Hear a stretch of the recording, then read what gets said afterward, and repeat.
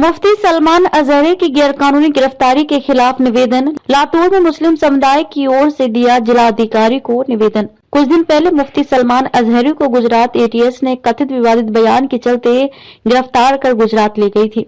गिरफ्तारी होते ही अल्पसंख्यक समाज के हर स्तर से इस नाट्य में गिरफ्तारी को गैरकानूनी बताया जा रहा है। लातूर के जाने माने समाज सेवक अफजल कुरैशी ने आगे बढ़कर लातूर मुस्लिम धर्म गुरुओं की रहनुमाई में लातूर जिलाधिकारी से शिष्टमंडल के साथ मुलाकात की और मुफ्ती सलमान अजहरी की गैरकानूनी गिरफ्तारी के खिलाफ निवेदन दिया। इसी में जमीयत ए उलेमा के मौलाना इजराइल रशीदी, मुफ्ती सोहेल कासमी, समाज सेवक मोहसिन खान, बरकत काजी, उम्र दराज खान, हाफिज फारूक आदि लोग मौजूद थे। लातूर से संपादक सालार शेख के साथ नवाब नासर की ये रिपोर्ट।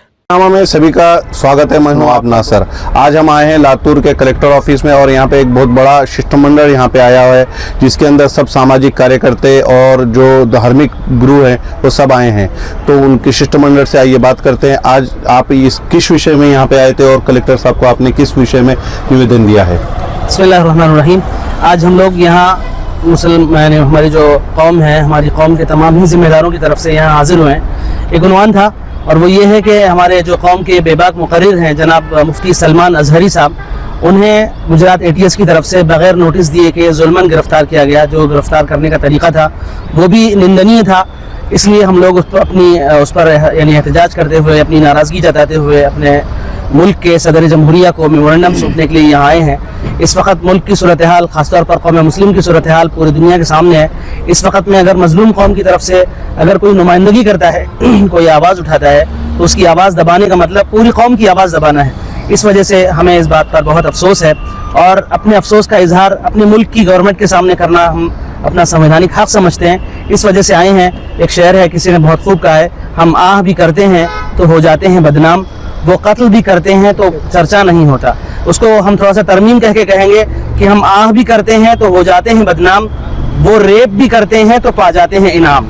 यानी अभी सूरत हाल ये है कि मुल्क में जो अक्सरियती तबका है उसमें खुद बीजेपी की जो गवर्नमेंट है, जगह जगह उसके संवैधानिक कुर्सियों पर बैठे हुए लोग उनकी ज़बान से अलूल जलूल बातें रोज़ाना हमें सुनने को मिलती हैं। लेकिन अगर संविधान के दायरे में रहकर एक आदमी अगर अच्छी गुफ्तगू करता है तो उसे पकड़ लिया जाता है, उसे धर लिया जाता है। इस पर हमें शदीद नाराज़गी है। इसी नाराज़गी के इजहार के लिए हम यहाँ पहुँचे थे। अभी अल्हम्दुलिल्लाह हमने जो है अपना मेमोरेंडम कलेक्टर साहब तक पहुँचा दिया है। हमें उम्मीद है आपकी बात नहीं सुनी गई और मौलाना को नहीं छोड़ा गया, तो आगे का तर्ज अमल क्या रहेगा?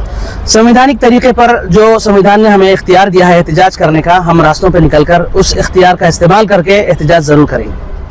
जमीयत उलमा हिंद के जो लातूर के सदर हैं मौलाना इजराइल रशीदी साहब भी हमारे साथ है, उनसे भी बात करते हैं। मौलाना, आज जो निवेदन दिए हैं इसके बारे में आप क्या कहेंगे? जनता को क्या संदेश देना चाहेंगे? बिस्मिल्लाहिर्रहमानिर्रहीम। आज हम शहर के मुअज़्ज़ज़ लोग और शहर के नौजवान और ख़ास तौर पर हमारे धर्मगुरु और उलमाए किराम यहाँ कलेक्टर ऑफिस में आए हैं और हम इस विषय को लेकर आए हैं कि हमारी एक बहुत अजीम शख्सियत जिनका नाम हज़रत मौलाना मुफ्ती सलमान अजहर साहब, इनको जो गैर कानूनी एतबार से बग़ैर किसी इत्तला के और हिंदुस्तान के कानून की धज्जियों को तहस नहस करके जो इनको गिरफ्तार किया गया है, जो हमें पसंद नहीं है। और कानून ये है कि पहले इत्तला की जाए कि आपका ये बयान विवादित है और इस बयान की वजह से हमारी भावनाओं को ठेस पहुंची है, इसलिए हम तुम्हें गिरफ्तार करने वाले हैं। एक दिन पहले, 2 दिन पहले नोटिस देना चाहिए था, उसके बाद सलमान अजहरी साहब को गिरफ्तार करना चाहिए था। इस सब को, इस संविधान को, इस कानून को और इन तमाम चीज़ों को एटीएस ने पता नहीं किन के इशारों से वो गए और उनको गिरफ्तार कर लिया। हमारी मांग ये है कि सलमान अजहरी साहब को जल्द अज जल्द रिहा किया जाए। आज तो हमने मेमोरेंडम दिया है और हमारे जैसे हजरत मौलाना मुफ्ती सोहेल साहब ने कहा कि अगर हमारे इस धर्म गुरु को और हमारे इस मुफ्ती साहब को अगर रिहा न किया जाए तो कानून के दायरे में रह के जितनी और चीज़ इख्तियार की जा सकती हैं वो सब करने के लिए हमने बेड़ा उठा लिया है, जब तक सलमान साहब को बाहर नहीं लाया जा सकता। हमारे साथ मोहसिन खान साहब भी है, जो लातूर के मशहूर आंदोलक भी रह चुके हैं और कई उन्होंने सामाजिक कार्यों को लेके आवाज़ उठाई है। आइए उनसे बात करते हैं। मोहसिन भाई, आंधळ्या बहिऱ्यांचा राज आहे, आंधळ्या बहिऱ्यांचा राज आहे, हा फालतूपणा नाही, हा सत्तेचा माज आहे।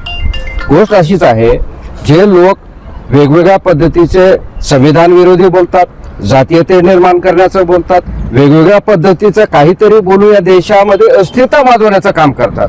एका मौलानाने फक्त छोटीशी बाब, आणि तीही सार्वजनिक ठिकाणी, त्यांनी काही उद्रेकाचं बोललं नव्हतं, परंतु त्या मौलाना मुस्तफा सलमान मजारींना त्यांनी ब्रिटिश धरून ATS मध्ये टाकलं. मागच्या काळामध्ये आम्ही बघतो त्या 2014च्या नंतर हेड स्पीचचं प्रमाण वाढलेलं आहे.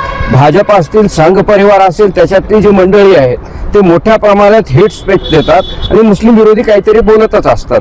आता परवाचंच उदाहरण देतो, जास्त नाही 1 ते 1.5 फीटाचाच असेल, त्याच्या हातात तलवार सुद्धा मावत नसेल, तिची साईजच त्या मोठी एवढी असतील, तो तलवार घेऊन मुसलमानाची कापण्याची भाषा करतो. निलेश राणे, नितेश राणे ह्या महाराष्ट्रामध्ये धर्माच्या नावावर एकमेकांना भिडवण्याचं काम तो शासनाला दिसत नाही का?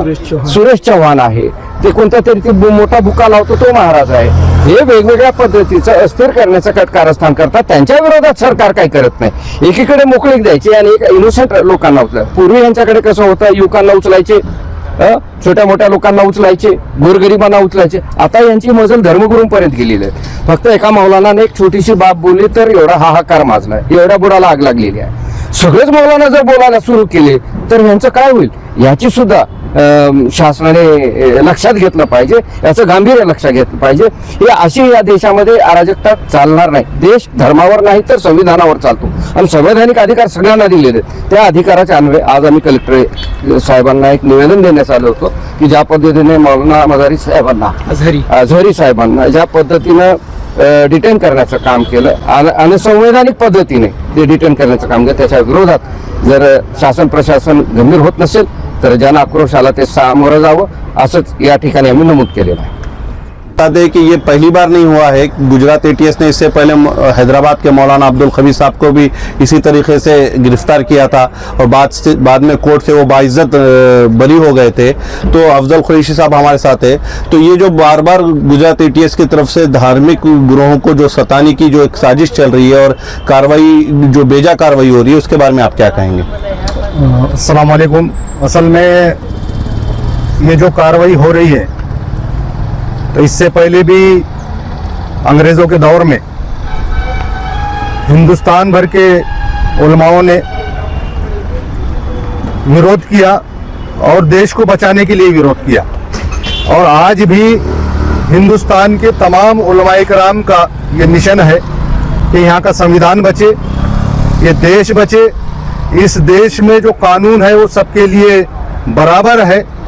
और अगर से हिंदुस्तान के उलमाए कराम हमारे कौम की होने वाली जो नाइंसाफियां हैं, वो नाइंसाफियों के पेश करने पे, नाइंसाफियों को विरोध करने पे, अगर से उलमाए कराम पे या मुफ्तियों पे हिंदुस्तान के अगर से ऐसे गुने दाखिल होते हैं, उनको अटक किया जाता है, तो यकीन मानिए हिंदुस्तान का पूरा मुसलमान ही नहीं बल्कि हिंदुस्तान का जितने सेकुलर नॉन मुस्लिम है, जो जिनको ऐसा लगता है कि यहाँ का संविधान बचना चाहिए, ये देश बचना चाहिए, इसके लिए जो सो सब रोड पे आएंगे और जो सो इसका विरोध किया जाएगा. और किसी भी हालत में उलमाए किराम ने ना अंग्रेजों से डरे थे, ना ये अंग्रेजों की जो नाजायज औलाद है इनसे डरेंगे इंशाल्लाह. तो उलमाए किराम के साथ यहाँ का सेकुलर और यहाँ का पूरा मुसलमान साथ में है. और इंशाल्लाह हम यही मांग लेकर यहाँ पे आए थे, मुफ्ती सलमान अज़हरी साहब को रिहा किया जाए. उनकी गिरफ्तारी है नाजायज और जो सो गैर कानूनी है, इसलिए जो से आज हमने यहाँ विरोध प्रदर्शन किया है. और अगर से मुफ्ती साहब को नहीं छोड़ा जाता तो हर मकतबो फिक्र के लोग यहाँ आज मौजूद हैं, तो अगर से मुफ्ती साहब को नहीं छोड़ा जाता तो बहुत बड़ा एहतजाज ये पूरे मुल्क में होगा इंशाअल्लाह.